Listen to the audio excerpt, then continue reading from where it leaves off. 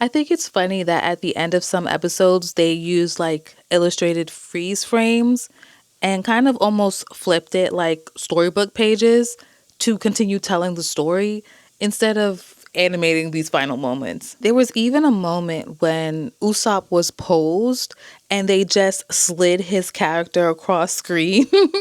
And I was like, okay, fine. I guess maybe they saved a couple dollars or something by doing this. Today, we are diving into the first arc of One Piece, a series many people have been watching for a very, very long time. It's funny because by the end of this arc, I can barely remember the first few episodes. I do remember bits and pieces of Luffy, finding Zoro, getting Zoro on his team, a little bit of getting Nami on his team as well. At first, truthfully, I found Luffy to be quite annoying. I was asking myself, why didn't I start with my hero instead? But I won't lie, as the episodes progressed, I became more invested in Luffy's journey to become king of the pirates. And I believe in him at this point, like honestly. There's been many times that they will freeze a character's pose and twirl them around. This is how I saw Luffy get tossed away one time. And the storybook pages, like I mentioned earlier, I've noticed this a lot in anime, and I wondered how this technique evolves over the series, if it even does at all. Also curious as to how the production quality will elevate over the course of the series. Obviously, I know the more recent episodes look different, but I invested in seeing that progression. I did not like Arlong's character design. I didn't.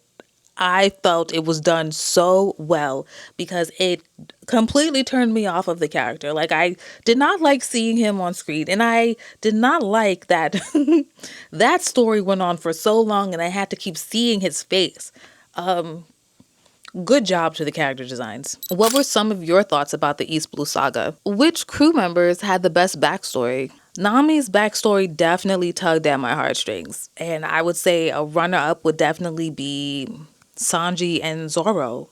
I don't know who will be second. My biggest takeaways from this arc are, we now know why each crew member wants to go to the Grand Line. We see them working together and how loyal they are to one another.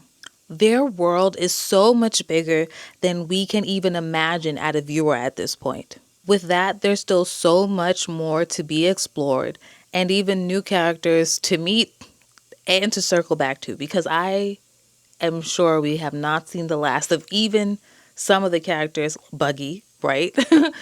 And some others. So I know there's going to be a whole look. You can't see it, but on my sweater, I still have to meet all these people on my hoodie.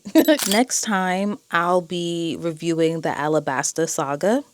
I'll continue to post mini episode recaps as shorts on this channel. What should I make sure to pay attention to going into this next arc?